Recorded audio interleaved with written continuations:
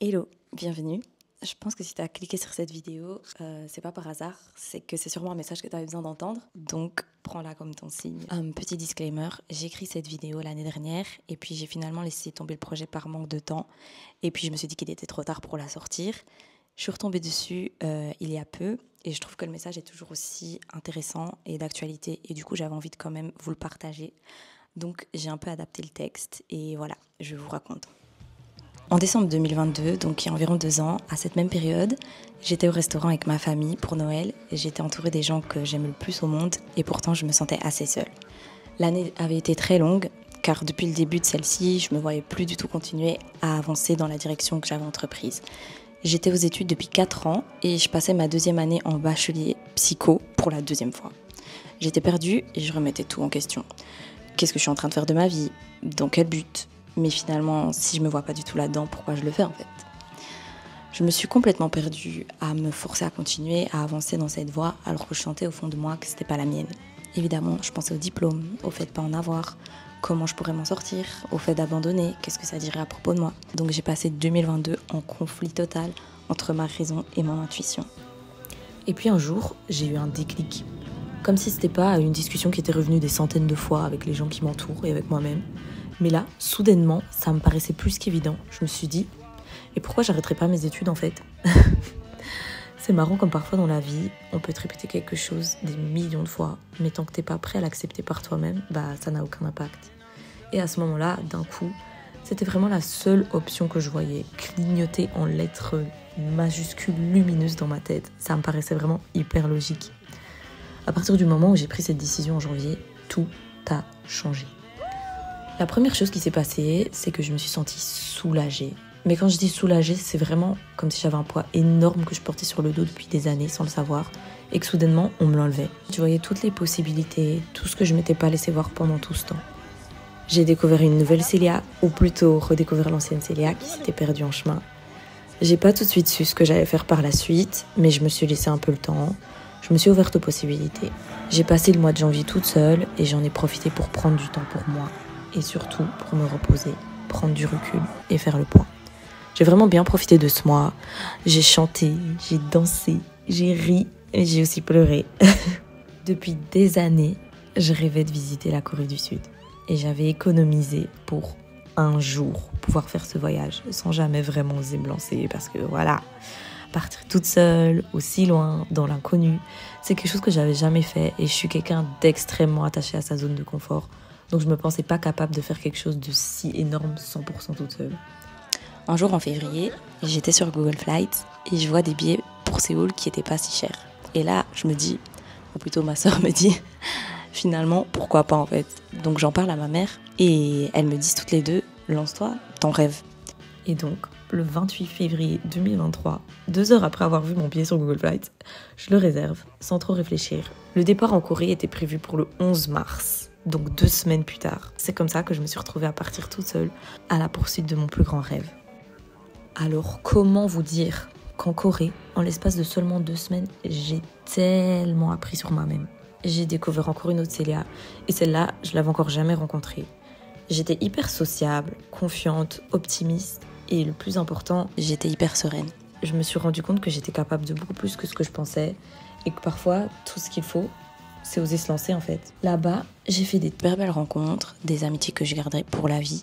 J'ai ri, j'ai appris et j'ai grandi.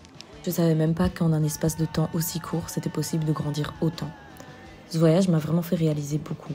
Et je pense que pendant toutes ces années, si je m'étais pas encore lancée, c'était tout simplement parce que c'était pas le bon moment. Il arrivait au moment où j'en avais le plus besoin et j'en ai profité au maximum. J'en ai tiré les meilleures leçons et que du positif. Bien que c'était un voyage que je rêvais de faire depuis des années, il a réussi à largement dépasser mes attentes. Je pense que c'est dû en grande partie aux amis que j'ai rencontrés, mais aussi à la personne que j'ai trouvée en moi pendant ce voyage.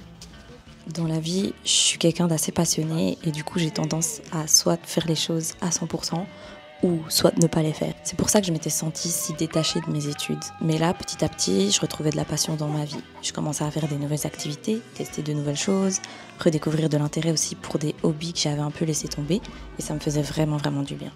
Le reste de l'année a suivi cette même optique.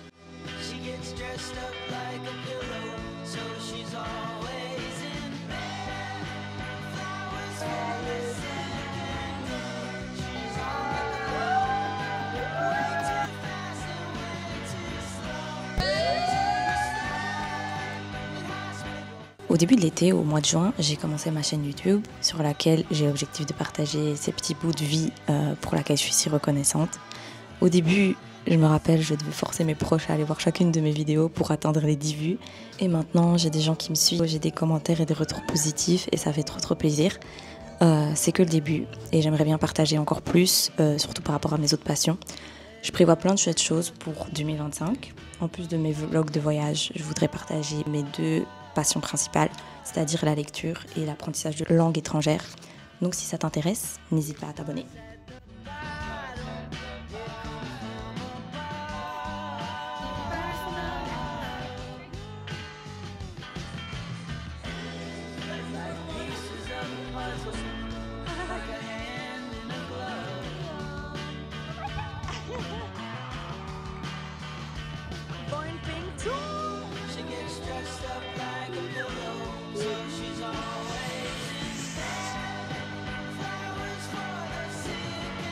En septembre, j'ai quitté la Belgique pour déménager à Séville.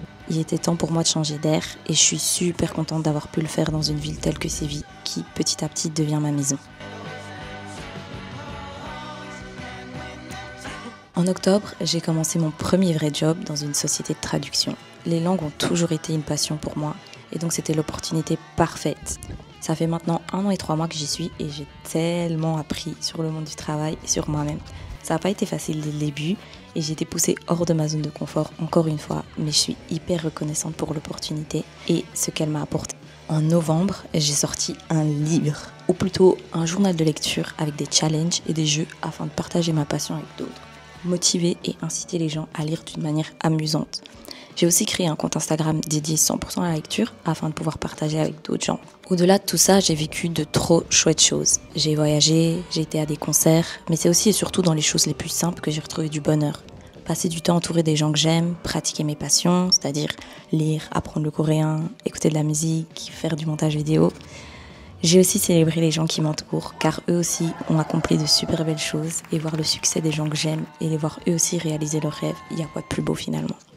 Cette année, et chaque année d'ailleurs, j'ai pu compter sur ma famille. Ils m'ont toujours encouragée à foncer et à faire ce que j'aimais et ce que je sentais qui me correspondait le mieux, sans me mettre la pression, mais toujours en m'accompagnant, en m'écoutant et en m'aimant dans les moments où moi-même je doutais de tout. 2023, c'est vraiment une année que j'oublierai pas parce que je pense que c'était vraiment le début du reste de ma vie. Certains verraient peut-être ces 4 années d'études comme perdues, mais moi je pense que malgré que je ne sois pas allée au bout, ces années ont été un tournant dans ma vie et sans elles, je ne serais pas là où je suis aujourd'hui. J'ai clôturé un chapitre qui était nécessaire pour moi de clôturer et j'ai enfin osé me lancer vers l'inconnu. Et c'était finalement la meilleure chose que je puisse faire.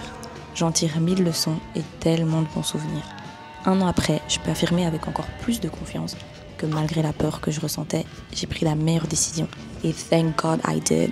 Et j'ai osé, car aujourd'hui, les choses se sont mises en place et honnêtement, j'aurais pas pu rêver mieux. L'année est finie, mais je pense que j'oublierai jamais cette année et tous ces souvenirs qui l'ont formée. Bien sûr, tout n'est jamais tout rose et je continue à grandir et à évoluer, mais au moins, tout n'est plus tout gris. Et même si c'est avec un peu de tristesse que j'ai dit au revoir à cette année, qui était probablement ma préférée, j'ai hâte de voir ce que la suite me réserve.